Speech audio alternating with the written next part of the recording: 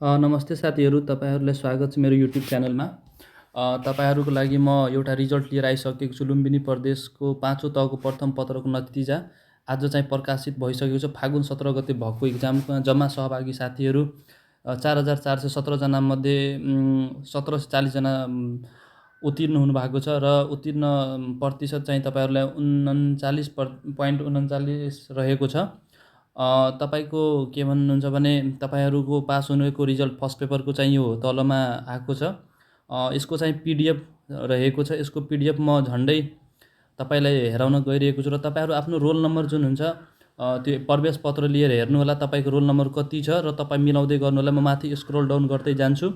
तपाईँहरू छिटो छिटो आफ्नो नाउँ खोज्नु होला। यस्तो माथि गर्दै तपाईँ आफ्नो प्रवेश पत्रको जुन हुन्छ नि रोल नम्बर हुन्छ त्यो रोल नम्बर म्याच गर्नु होला र म 4-5 मिनटसम्म तपाईँहरूलाई म हेराउँछु होइन।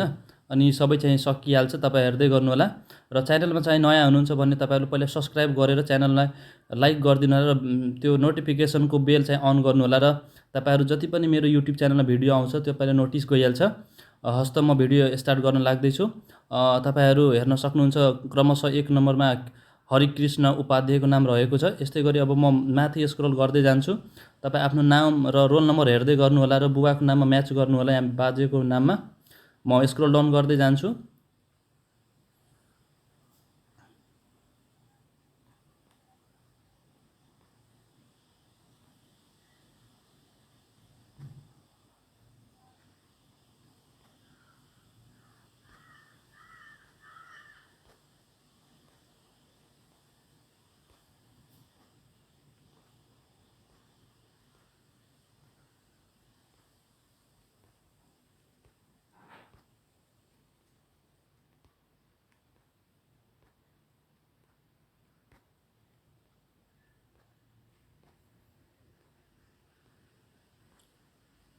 तपाईँ भिडियो स्किप नगरी तपाईँ आफ्नो प्रतीक्षा गर्नु होला। तपाईँ आफ्नो रोल नम्बर हेर्दै गर्नु होला कहाँ मिल्छ भनेर। तपाईँ आफ्नो रोल नम्बर चाहिँ यहाँ टक्क हेर्नु होला, यहाँ कतिसम्म पुग्नु भएको छ त्यहाँ हेर्नु होला। र म तपाईँले कसरी सर्च गरिन्छ भने कसरी यो पिडिएफ निकाल्छ भने म एउटा छुट्टै भिडियो लिएर आउनेछु। आफै खोज्न सकिन्छ। अहिले म भिडियो चाहिँ बनाइदिएँ साथीहरू। तपाईँहरूको लागि म एउटा छुट्टै कसरी वेबसाइटबाट कसरी हेर्ने के गर्ने भन्ने म छुट्टै एउटा भिडियो लिएर आउनेछु। तपाईँहरू च्यानललाई सब्सक्राइब गरेर राख्नु होला र नोटिफिकेसन अन पनि गर्नु होला, नोटिफिकेसन बेललाई। त्यसै गरी यसको चाहिँ म लिङ्क चाहिँ तपाईँले तल राखिदिन्छु।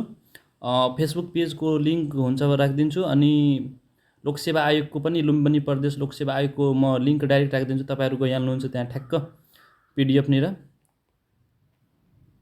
तबसम्म तपाईँहरू हेरिहाल्नु। अब केही टाइम लाग्छ अझै 4 मिनट 3-4 मिनट जति अझै लागिहाल्छ। साथीहरू धैर्य गरेर हेर्नु होला। तपाईँ आफ्नो नाम धेरैजना साथीहरूको नाम आएको छ। 39.39 रहेको छ।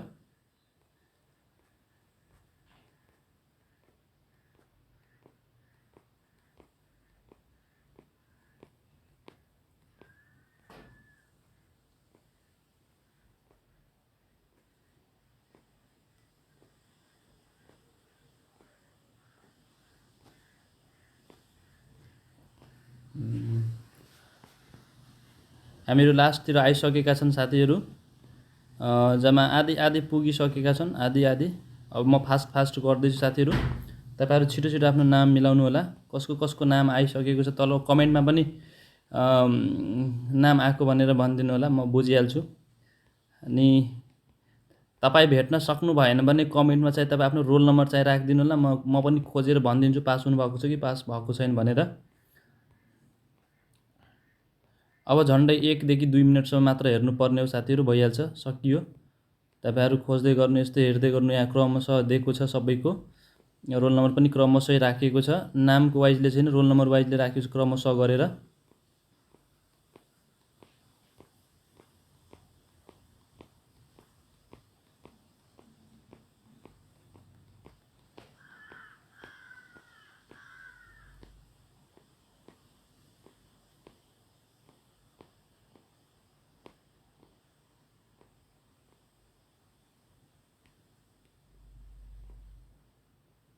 तपाईँ हेर्न सक्नुहुन्छ साथीहरू। र यसको म चाहिँ के भन्छ पिडिएफको लिङ्क म चाहिँ तल तपाईँलाई के भन्छ युट्युबमा डिस्क्रिप्सन बक्समा म तपाईँलाई राखिदिन्छु, तपाईँ सिधै खोलेर पनि आउन सक्नुहुन्छ। र यदि तपाईँलाई भेटेन भने हेर्नु होला, नत्र भेट्यो भने ठिकै छ। र कसरी खोजिन्छ के गरिन्छ भनेर म एउटा छुट्टै भिडियो लिएर आउनेछु। यदि त्यो भिडियो तपाईँहरूले चाहियो भने तल कमेन्टमा गरिदिनु होला कि त्यस्तो भिडियो बनाइदिनु कि म खोज्न सकु आफैले, अनि म बनाइदिन्छु छिटोभन्दा छिटो। र म आफै बनाएर तपाईँहरूलाई म हालिदिन्छु के भन्छ युट्युब च्यानल। र यसको द्वितीय चरणको परीक्षा कार्यक्रम तल रहेको साथीहरू यहाँ हेर्न सक्नुहुन्छ तपाईँहरू। वैशाख 7 गते रहेको छ दिउँसो 3 बजेदेखि, र सामान्य प्रशासनको लागि 3 बजे 8 गते, र लेखाका लागि 9 गते, र राजस्वको लागि 10 गते। लगातार 3 दिन रहेको छ साथीहरू। 8, 9, 10 तृतीय पत्रक तपाईँ कुन कुनमा भर्नुभएको छ तपाईँ आफ्नो मिति यहाँ हेर्न सक्नुहुन्छ साथीहरू। यहाँ रहेको छ तपाईँको मिति। यहाँ समय यहाँ रहेको छ, समय यो साइडमा रहेको छ। त्यसै गरी यहाँ यो पढ्न सक्नुहुन्छ तपाईँहरू। यहाँ के रहेको छ, द्वितीय चरण छनौट भएको उम्मेदवार प्रवेश पत्र माथिको परीक्षा कार्यक्रममा सहभागी हुन पाउने छैन, प्रवेश पत्र लिएर जानुपर्ने छ साथीहरू। छनौट भएको उम्मेदवार बुबा बाजेको नाम थर सम्बन्धी उम्मेदवार अनलाइन दरखास्त फारम OMR आधारमा उतारा गरिएको छ। द्वितीय चरणको लिखित परीक्षा केन्द्र सम्बन्धित सूचना पछि प्रकाश। यसको लागि होइन कहाँ लिखित परीक्षा हुन्छ भनेर यसको पनि सूचना पछि हुन्छ साथीहरू। म यसै युट्युब च्यानलबाट तपाईँहरूलाई जानकारी गराउने छु। हस्त नमस्ते।